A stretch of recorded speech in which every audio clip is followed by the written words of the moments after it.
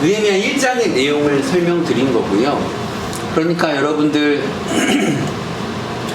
제가 볼 땐 너무나 젊어 보이시지만 학교에서는 여러분들이 나이가 많다고 하니까 당장 이제 설교를 하시거나 어떤 말씀을 전하실 때 도움이 되면 필요가 있으실 것 같기 때문에 소위 설교문에 대한 부분들을 이제 매 장마다 매 수업마다 이렇게 집어넣습니다. 설교문을 위한 주제들을 몇 가지 살펴보도록 하겠습니다. 첫 번째는 소명자의 삶이라는 거예요. 성경에 많은 인물들이 나오죠. 그 중에 소명을 받은 사람들, 각자의 소명이 있고 각자의 삶이 있다는 겁니다. 우리 지난주에 여러 번 강조해서 말씀드렸죠. 이런 상황 속에서 느헤미야는 어떤 상황인데 하나님은 그 상황을 알고 계셨고 느헤미야는 자신의 이 상황 속에서 일을 한 사람이다. 하나님은 그걸 다 아시는 분이란 겁니다. 아모스 1장 1절 한번 보겠습니다. 구약성경 아모스 1장 1절. 구약성경 아모스 1장 1절 한번 읽어봐 주세요. 시작. 유다와 요시야의 시대 이스라엘 왕 요시야의 아들 여로보암 시대에 지진전 분명히 아모스가 이스라엘에 묵시받은 말씀이라. 우리 지난주에 지도 이렇게 말씀드렸죠. 뾰족한데 뭐라고요? 갈멜산. 좋습니다. 갈멜산에서 이쪽 여기가 이제 뭐 헤브론이 있고 예루살렘이 있으면요, 갈멜산에서 조금 내려오면은 널널한 평야가 펼쳐집니다. 그 평야, 이스라엘 평야, 넓은 곳, 넓고 평평하니까 농사를 잘 지면 좋은데, 물론 농사도 잘 지었지만 우리가 성경에서 자주 만나는 건 넓고 평평하고 그러니까 대군이 여러 큰 군대가 만나서 전쟁하던 장소로 많이 씁니다. 그 중에서도 굉장히 치열하고 격렬한 전투가 많이 벌어졌던 곳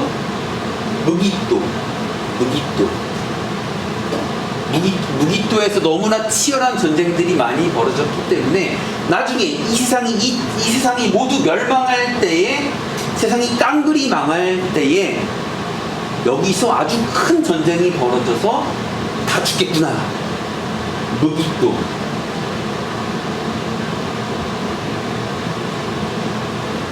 여기에다가 우리 관사 붙이죠. I am boy죠. I am boy라는 말은 없어요. I am boy라고 하죠. 관사를 붙일 때 I am the boy 할 때 관사 하가 붙습니다.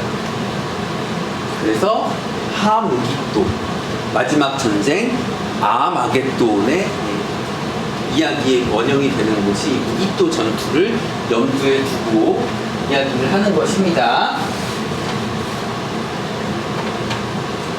예루살렘이 여기 있으면, 예루살렘은 뭐 이스라엘의 수도이기도 했지만 나중에 어떻게 돼? 솔로몬 이후에 나라가 반동강이 나죠. 남북으로 갈리게 돼요. 방금 읽은 아모스 1장 1절에 드고아라는 곳이 있는데요.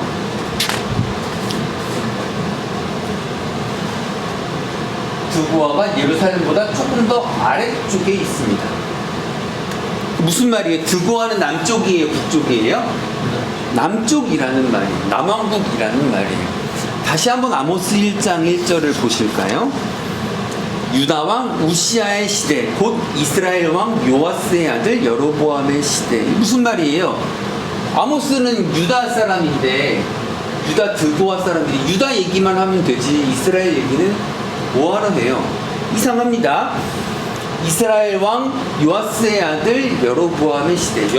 그 성경에 여로보암이라는 인물이 몇 명 나오지만 특히 이제 두드러진 거는 솔로몬 이후에 솔로몬의 죄악으로 하나님 나라를 가르치고 르호보암이 북쪽으로 가서 왕이 되고 그 다음에 여로보암이라는 왕이 나오죠. 그 여로보암 말고 여기 아모스에 나오는 여로보암은 나중에 나오는 또 다른 소위 여로보암 2세라는 왕입니다. 여로보암 2세 때에 드고아 목자 중 아모스가 드고와 목자. 그러니까 신학교 출신이 아니에요. 목사님 출신, 전도사님 목사님이 아니에요.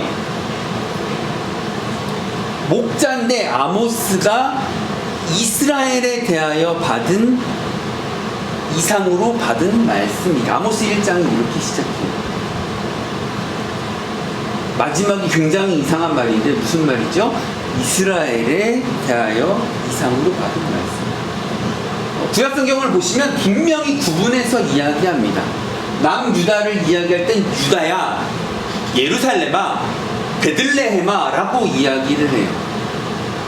북쪽에 대해 이야기할 때는 이스라엘아, 사마리아야, 베델아, 내게 이르노니 이렇게 이야기를 진행해요. 그런데 뭐라고요? 아모스 1장 1절에 보니까 아모스는 드고아 사람인데 1장 1절 마지막에 뭐라고요? 이스라엘에 대하여 말씀을 전하러 갔다. 남쪽에 농사 짓는 사람이 목장 운영하는 사람에게 하나님의 말씀이 임하셔서 야! 너 내 말을 전해라! 어디 가서? 북쪽으로 가서 전해라. 아모스의 상황이 어땠을까요? 2장이 어땠을까요? 황당하죠. 내가 전문 전도사 목사도 아닌데 남쪽에서 하나님 말씀을 전하라고 해도 그것도 좀 약간 이상한데 북쪽으로 가서 전하래요. 뭐 남한국 북한국이 사이가 좋을 때도 있었지만 안 좋을 때도 많았거든요. 사이가 안 좋은 북한국에 가서 하나님 말씀을 들으라 이 죄인들아 라고 이제 아모스가 선포를 해야 되는 거예요. 아모스 입장이 어떻겠어요? 나중에 가면 굉장히 그 문제 때문에 큰 일이 벌어지기도 합니다. 14절 볼까요? 죄송합니다. 제가 읽겠습니다. 나중에 이제 나오는 말씀인데 아모스가 나중에 이런 이야기를 해요. 나는 선지자도 아니요 선지자의 아들도 아니요 목자이요 뽕나무를 재배하는 사람이다 라고 이야기를 해요. 무슨 말이에요? 나도 이러기 싫다라는 거예요. 북한국에 가서 하나님 말씀을 들으라 이 죄인들아 라고 하니까 누가 막 뭐라고 하는 거예요. 그러니까 아모스가 그런 얘기예요. 나는 야 앉아봐 나 선지자도 아니고 나 선지자의 아들도 아니야. 나 목자고 뽕나무 재배하는 사람인데 지금 내가 여기 와서 이러고 있어 라고 이야기를 터놓고 이야기를 하는 거예요. 소명자라는 것이 그래요. 원래 내가 계획한 대로 내가 익숙한 대로 하는 것이 아니라 하나님 부르신 곳으로 가야 되는 경우도 있어요. 이사야의 경우로 살펴보겠습니다. 이사야는 벌거벗고 다니라는 하나님의 말씀이 있었고 그래서 옷과 신발을 벗고 3년 동안 벌거벗고 살았어요. 무슨 말이냐 하면요, 주변 강대국들의 사로잡혀 갈 때 포로들이 옷을 벗겨진 채 수치를 당한 것을 상징적으로 보여줍니다. 요한복음 1장 14절에 보면요 그런 말씀이 나와요. 평생을 제가 묵상하게 되는 말씀인데 요한복음 1장 14절에 말씀이 육신이 되어 우리 가운데 거하시고 소명을 받은 자, 사명을 받은 자라는 것은요 아무래도 그건 같아요. 물론 말씀이 육신이 되어라는 요한복음 1장 14절 말씀 예수님을 지칭하는 말이지만 사명을 받은 소명을 받은 사람들 모두가 마음에 두어야 할 말씀인 것 같아요. 야, 하나님이 이랬대 이러래 라고 하는 게 아니라 그 말씀이 내 육신으로 사라져야 된다라는 거예요. 이거 얼마나 이상한 거예요. 3년 동안 뻘개벗고 지냈대요. 왜? 하나님의 말씀을 드러내기 위해서, 말씀을 가르치기 위해서, 말씀을 드러내기 위해서 자신의 소명, 자신의 사명의 그런 삶을 살았다라는 겁니다. 에스겔은 더 희한합니다. 왼쪽으로 390일, 오른쪽으로 40일 동안 누워 있었어야 했어요. 이스라엘과 유다의 죄악에 대한 이야기예요. 죄악을 짊어지는 것에 대한 이야기예요. 잘 아시는 것처럼 구약성경 호세아서 말씀에 보면요 음란한 여인과 결혼하라라고 되어 있고 그렇게 결혼을 하고 실제 아이까지 낳게 됩니다. 이쯤 되면 심각하게 고민해 봐야 됩니다. 사명자라는 것, 소명자라는 것. 말씀이 내 육신이 된다는, 말씀이 육신으로 오신다는 것. 내 육신으로 수십 년 전에 태어나서 하루 세끼 먹고 잠자고 일하는 내 육신으로 말씀을 어떻게 살아내야 될 것인가에 대해서 생각해 보셔야 한다라는 겁니다.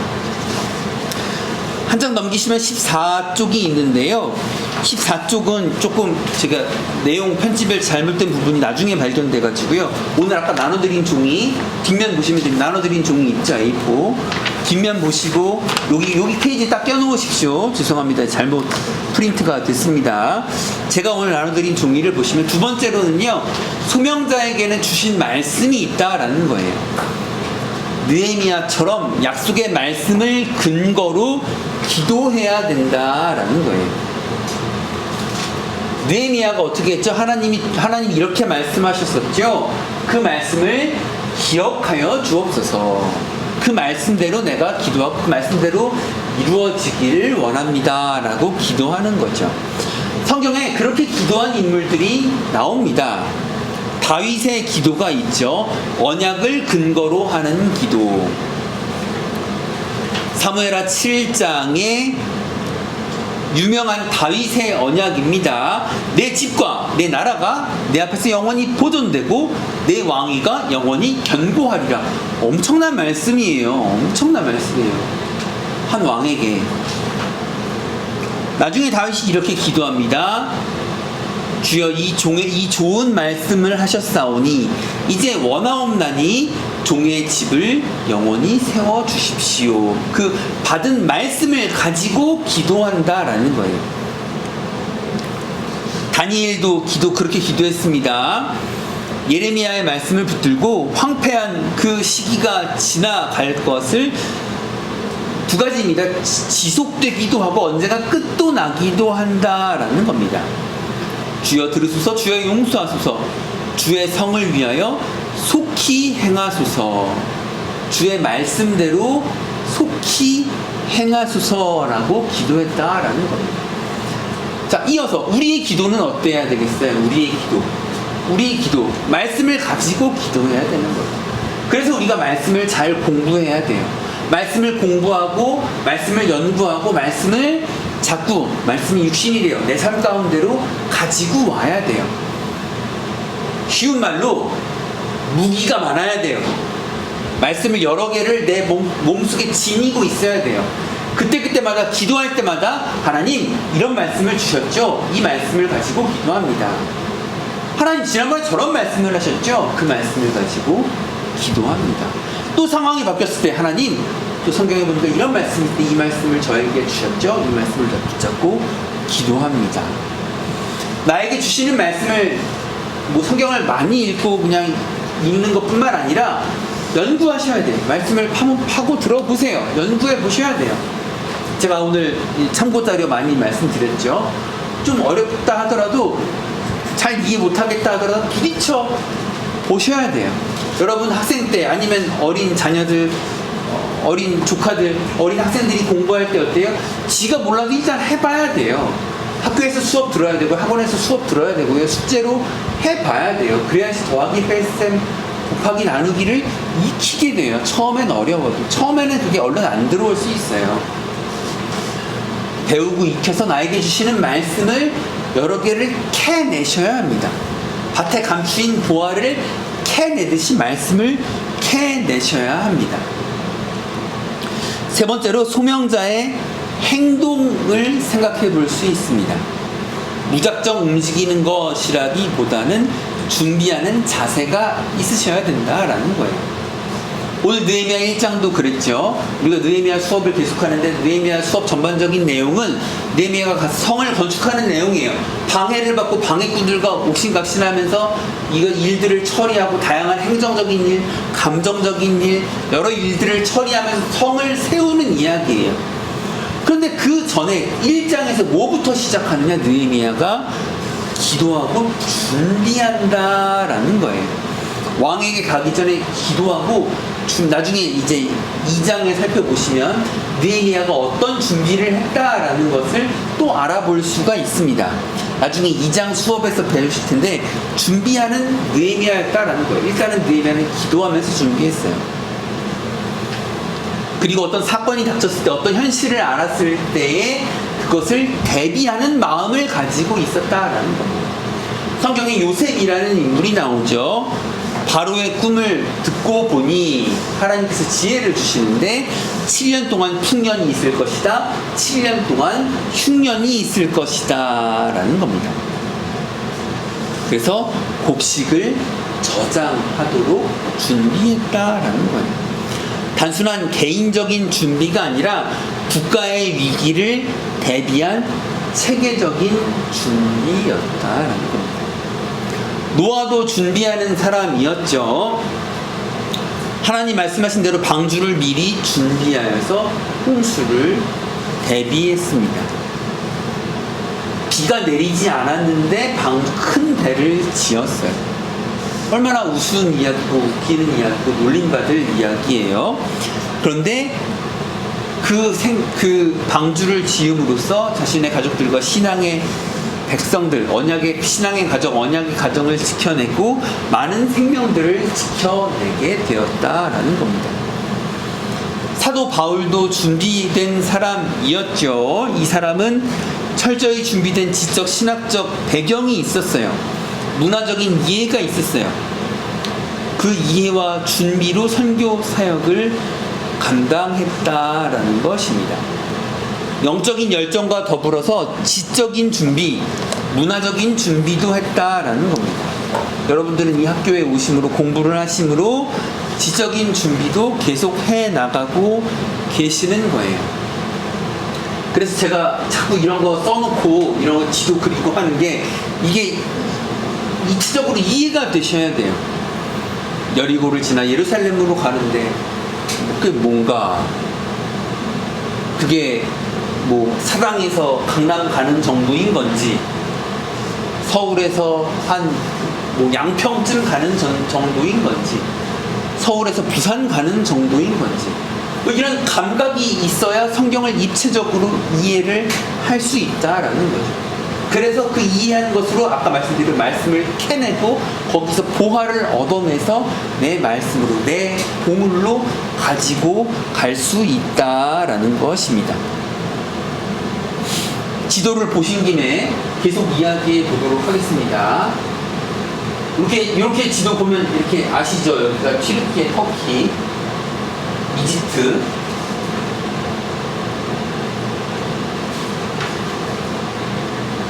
이게 뭐라고요?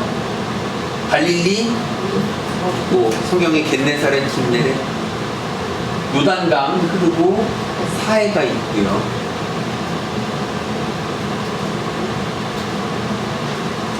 갈릴리 위에 시작되는 게 뭐가 있다고요? 헐몬산, 헤르몬산, 혹은 시륜. 성경 여러 번 보신 분들, 열심히 보신 분들은 성경에 그런 표현이 많이 나오는 것을 보셨을 거예요. 단에서 브엘세바까지. 이스라엘 전체를 통틀을 때 하는 이야기입니다. 이스라엘 영토 전체를 통틀을 때 하는 이야기. 단에서 브엘세바까지. 브엘세바는 여기 남쪽이고요. 단은 여기 북쪽입니다. 12지파 중에 단지파 말하는 거 아니에요. 단지파는 중간에 있었습니다. 단에서 브엘세바까지, 북쪽 끝에서 남쪽 끝까지라는 성경의 구절들입니다. 말씀드렸다시피 여기 예루살렘이 있고 아모스의 고향 드보아가 있고 그 밑에 베들레헴도 있습니다.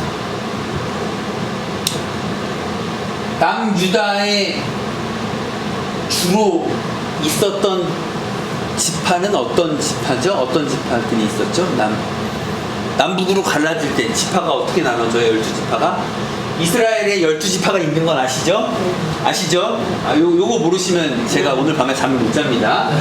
야곱의 12아들이 있었고요. 12아들들 중에 루벤부터 시작해서 있었는데 중간에 요셉은 중간에 레위가 이제 하나님의 일을 성전과 성막의 일을 맡는 제사장으로 빠지고 요셉의 지파가 에브라임과 므낫세로 나눕니다.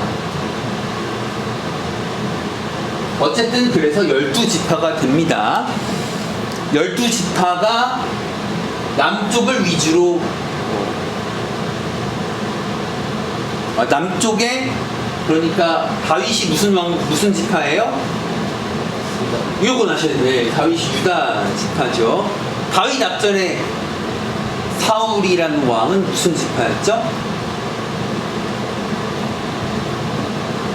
남쪽 왕국은 사울 왕은 베냐민 지파 사람이었습니다.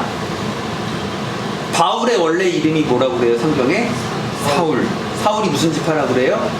베냐민 지파에 자주 쓰는 이름이다라는 것 정도는 알 수 있겠죠. 사울이라는 이름. 그래서 남쪽에 베냐민 지파와 유다 지파가 주로 거처를 잡고 남쪽은 주로 유다 지파가 꽉 잡게 되겠죠. 다윗 왕이 유다 지파였으니까. 나머지 10지파가 북쪽으로 가게 되는데 그 중에서도 남쪽의 유다 지파만큼 북쪽을 꽉 잡는 지파가 있었겠죠. 주로 왕을 배출하고 바로 에브라임 지파입니다. 그래서 아까 성경 말씀을 이야기했을 때 성경 말씀은 철저하게 남쪽과 북쪽을 구분해서 이야기하는 경우가 많아요. 그래서 남쪽을 이야기할 때 너 다윗의 후손들아, 유다의 후손들아, 베들레헴아, 너 예루살렘아, 너 시온아 이렇게 이야기할 때가 있어요. 북쪽에 대해서 얘기할 때는 너 이스라엘아, 세겜아, 사마리아야. 또 하나 중요한 말씀, 너 에브라임아라고 이야기할 때가 있어요. 바로 북쪽 지파에 대한 하나님의 예언의 말씀이라든가 북쪽 지파에 대한 어떤 상황을 이야기할 때 그런 겁니다. 그래서 나중에 이야기할 말이지만 느헤미야가 돌아왔을 때 느헤미야가 주로 한 일이 뭐라고요? 느헤미야 전반에 걸쳐서 예루살렘 성벽을 건축해요. 그때 수백 년의 역사 동안 계속 앙금이 남아 있었는지 북쪽의 사람들이 계속 불편해하는 것을 느헤미야 성경을 통해서 볼 수도 있습니다. 자, 오늘 수업은 여기까지 하고요.